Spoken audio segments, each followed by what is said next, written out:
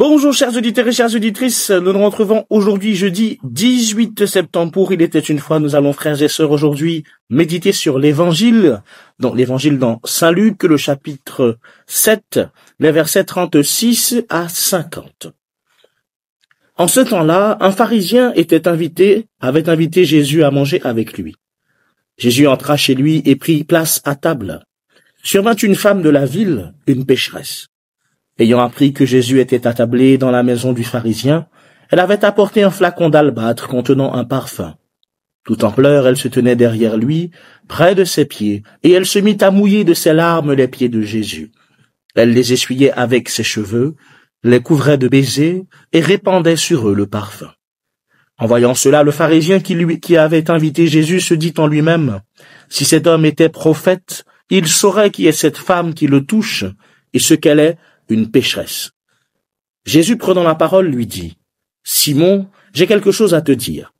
Parle, maître. » Jésus reprit, « Un créancier avait 2 débiteurs. Le premier lui devait 500 pièces d'argent, l'autre 50. Comme ni l'un ni l'autre ne pouvait les rembourser, il en fit grâce à tous 2. Lequel des 2 l'aimera davantage? » Simon répondit, « Je suppose que c'est celui à qui on a fait grâce de la plus grande dette. »« Tu as raison, lui dit Jésus. » Il se tourna vers la femme et dit à Simon, « Tu vois cette femme, je suis entré dans ta maison et tu ne m'as pas versé de l'eau sur les pieds. Elle les a mouillés de ses larmes et essuyés avec ses cheveux. Tu ne m'as pas embrassé. Elle, depuis qu'elle est entrée, n'a pas cessé d'embrasser mes pieds. Tu n'as pas fait d'onction sur ma tête. Elle a répandu du parfum sur mes pieds. Voilà pourquoi je te le dis, ses nombreux péchés sont pardonnés, puisqu'elle a montré beaucoup d'amour. Mais celui à qui on pardonne peu montre peu d'amour. » Il dit alors à la femme, « Tes péchés sont pardonnés. » Les convives se mirent à dire en eux-mêmes, « Qui est cet homme qui va jusqu'à pardonner les péchés ?» Jésus dit alors à la femme, « Ta foi t'a sauvée, va en paix. » Frères et sœurs, l'évangile de ce jour nous fait méditer justement sur la question donc de la gratitude qui est liée au pardon. La gratitude, frères et sœurs, est l'attitude dans laquelle nous sommes lorsque nous recevons une grâce. Voilà, c'est la même racine. La grâce, ça vient du latin gratis, voilà, qui a donné gratuit et qui a donné gratitude. Donc c'est la même racine, on retrouve le gratis de gratis. Et donc, voyez, la gratitude, frères et sœurs, c'est lorsque vous recevez quelque chose gratuitement, vous recevez on va dire une aide, une consolation gratuitement, et c'est la sensation que vous avez, entre guillemets, de vous sentir reconnaissant, voire redevable vis-à-vis de l'action ou de la chose, voilà, dont on vous a allégé. La gratitude, frères et sœurs, voyez, elle est ici donc mise en œuvre par la dynamique du pardon. C'est parce que la personne est pardonnée, que elle peut entrer dans comme disait Jésus à Simon, cette expression de l'amour qui va être la gratitude.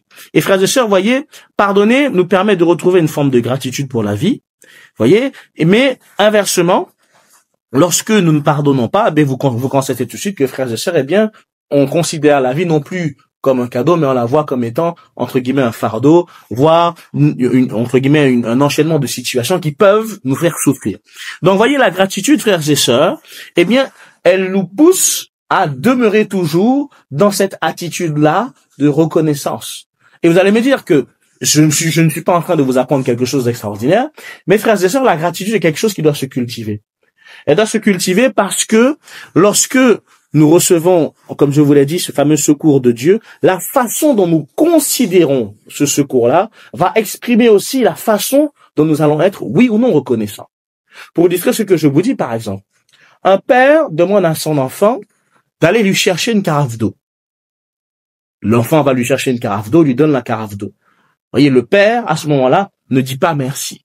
Certaines personnes, voyez, diront que, après tout, c'est le père et que le fils, entre guillemets, est tenu par son statut de fils de servir son père et que donc son père n'a pas à être reconnaissant du fait que son fils lui a amené une carafe d'eau. Après tout, c'est son fils. Et après tout ce qu'il a fait pour son fils lui doit au moins ça.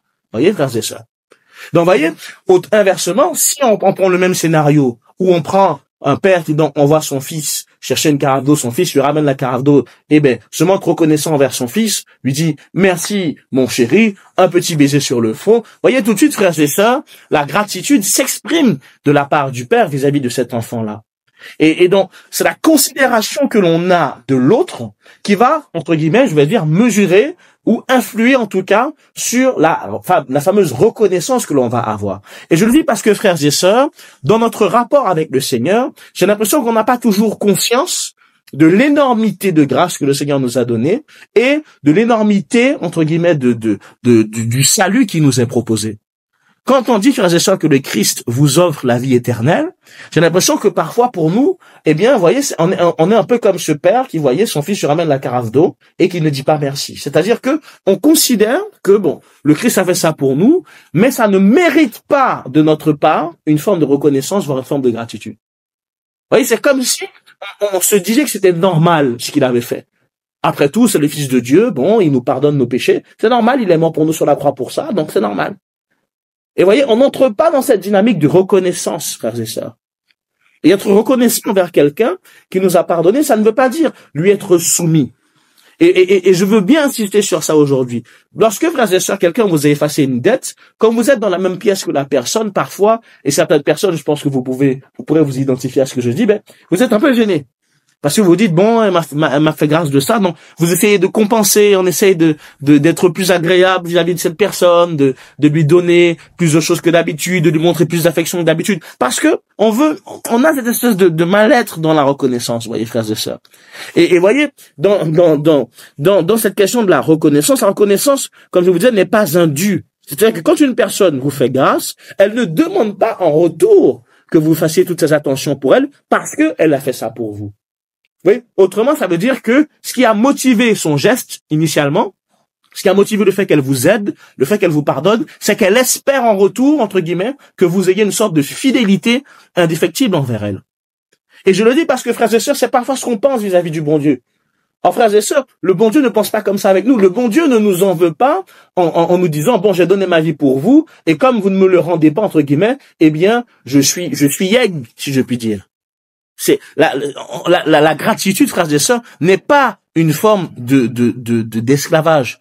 Il est vrai que la personne qui pardonne exerce un pouvoir sur la personne qui est pardonnée, voyez, en lui allégeant de la faute morale qu'elle a faite, frères et sœurs. Mais si, encore une fois, il y a une forme, entre guillemets, de rappel de ce que la personne a fait pour nous, en vue de nous faire, par exemple, culpabiliser, ou en vue de susciter chez nous une forme de cadeau ou de proximité, alors à ce moment-là, ça devient un esclavage moral, frères et sœurs. Ça n'est plus un pardon, c'est une forme de domination subtile.